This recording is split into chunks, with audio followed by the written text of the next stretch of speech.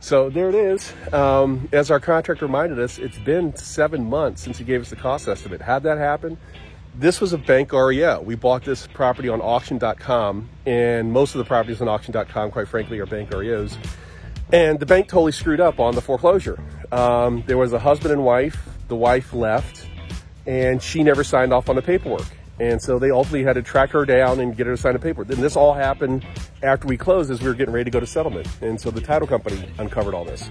So long story short, good thing about doing these walkthroughs, your sort of kickoff walkthroughs, is the contractor can remind you what's in the estimate, what's not in the estimate, so there's no surprises. In this particular case, it's like, hey man, I gave you that cost estimate 7 months ago. Prices have changed a little bit, and we need to take a look at it. So it was good to be able to get out here and go through that. As you heard him say, he's going to get us revised cost estimate over the weekend, and then be ready to get to work next week. And we'll be back out here as we go through the actual construction. And give you a chance to see and look over our shoulder, look over my shoulder as we go through this. But David, we're meeting with a contractor. Hey, Owen. How we doing, folks? And we're just talking about some improvements of what's going on with Narrows Lane. This is the house that's all laid out one floor, like ranch style. And we had talked about turning this possibly into an assisted living property. May do that, may not do that. So far, nobody stepped up to want to actually take it as an assisted living property. So we're like, okay, keep moving forward. But as you can see, contractors are doing a lot of work. So Owen, tell us what's going on with this wall here. All right, so we're looking at the demolition of this wall. This is actually a load-bearing wall, so we can't demo the whole thing. So we do have some options. Yep. Right? When we're doing an open concept such as this, right, it really does help liven up the entirety of the floor plan. Yep. You get some nice views and open space. We can either put an island here, which is a very modern concept, or we can keep this nice and clear, nice and open, and put two cylindrical columns in. Both very nice looks, both nice and clean.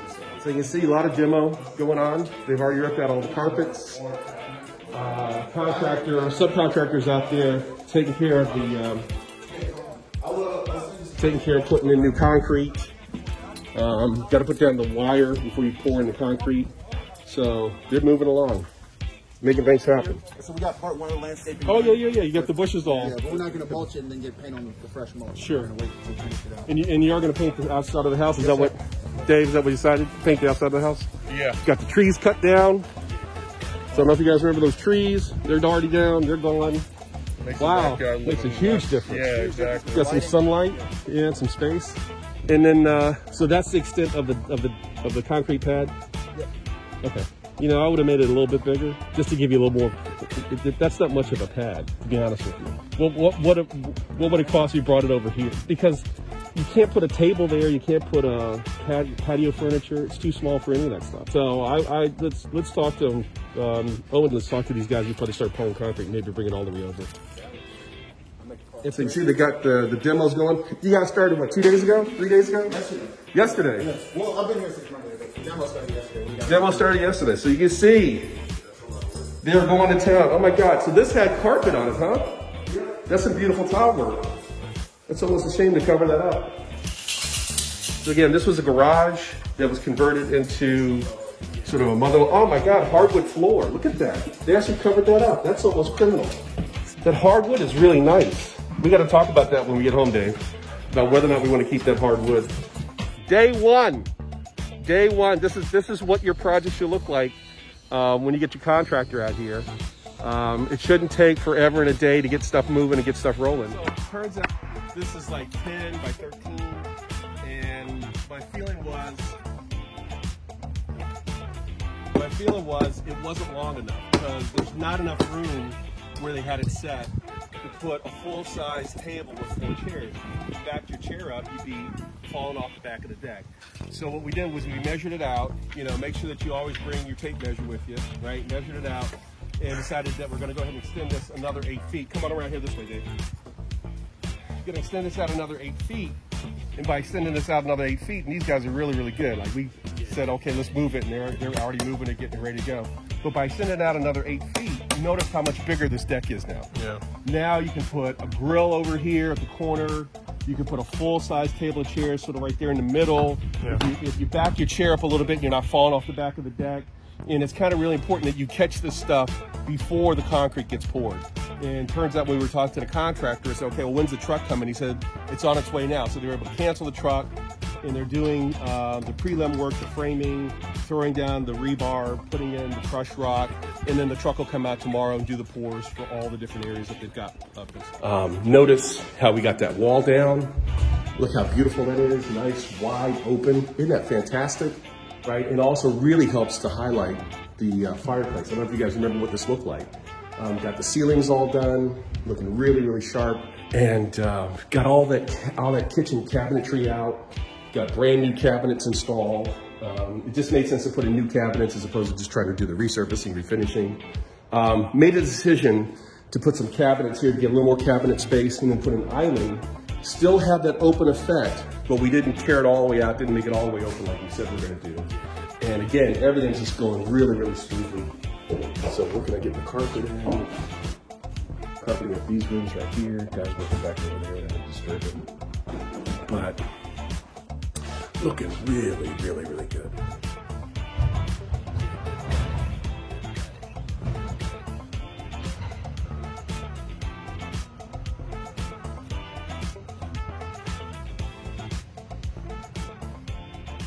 So, got the guys working on the kitchen today, putting in the countertop, looking good.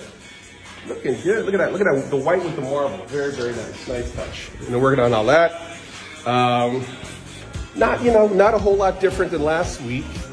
Obviously last week the flooring contractor was in here, and he got everything done. And again, look how beautiful. I mean, that's not hardwood, but it looks like hardwood, right? You see that?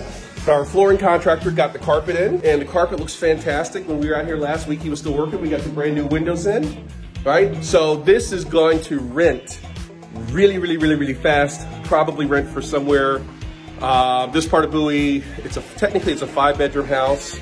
So it's gonna rent from somewhere between $35,000 and $4,000 a month. And we had thought about doing we thought about doing a assisted living. But the problem is we couldn't get the assisted living people to move fast enough.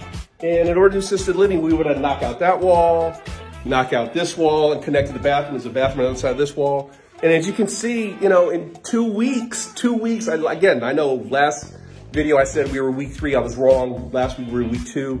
We're now starting the 3rd week of construction. See how fast this thing is going? We don't have time to wait.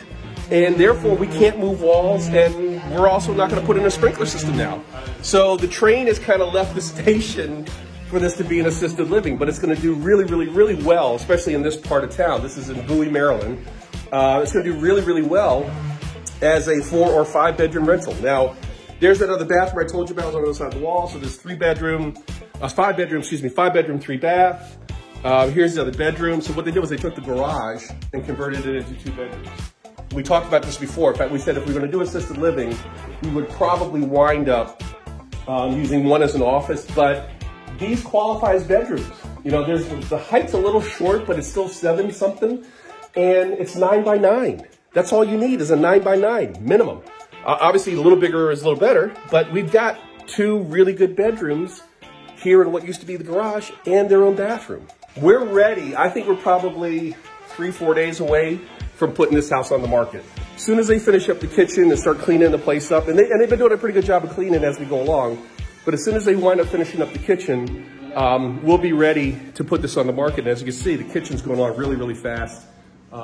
They're gonna get this done probably today or tomorrow. So, yeah, this will probably go on the market, I'd say maybe Friday. So anyway, things are going really, really fast. Really happy with most of what's happening on the job. It's gonna be a sweet little moneymaker. For those who don't know, bought the house for $245 or $265, I can't remember it. Found it on a website, bought it off auctions.com, got on a website, and the appraised value right now is $385. So we've already picked up $125,000 in equity, and I think we're gonna wind up generating close to $2,000 a month in positive cash flow. This is what it means to be a real investor. Hey, it's Sherman Ragland, Dean of the Real Investors Academy. Sherman Ragland, the real investor, picked up $125,000 in equity, turning it into a rental, and we're gonna wind up making somewhere around $1,500 to $2,000 a month. Sherman Ragland, Real Investors, realinvestors.com. If you want to learn how to become a real investor, come hang with us. By the way, we're like on the web 3-4 days a week teaching people how to do this. So Sherman Ragland, Real Investors. But you like my little fancy? By the way, you know you can cash this. You can actually cash a check on toilet paper. But that's another lesson for another day. Sherman Ragland, Real Investors. Talk soon.